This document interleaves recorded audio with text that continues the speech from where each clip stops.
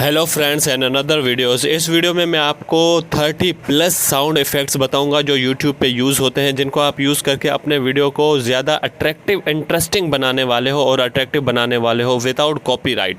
तो आप भी जो है वो इस वीडियो को लास्ट तक, इन तमाम साउंडों की जो डिस्क्रिप्शन में लिंक मैं आपको देने वाला हूँ, कहाँ से ये आप लोगों ने डाउनलोड करना है इस वीडियो के लिंक में तो आपको डिस्क्रिप्शन नहीं मिलेगा, लेकिन जब आप वीडियो देखें तो जो आपको साउंड चाहिए उसको आप याद कर लीजिएगा। उसके बाद जो है वो एंड में मैं आपको बताऊंगा कि इन लोगों को, इन साउंड्स को कहाँ से आपने डाउनलोडिंग करना है। तो चलते हैं वीडियो की तरफ।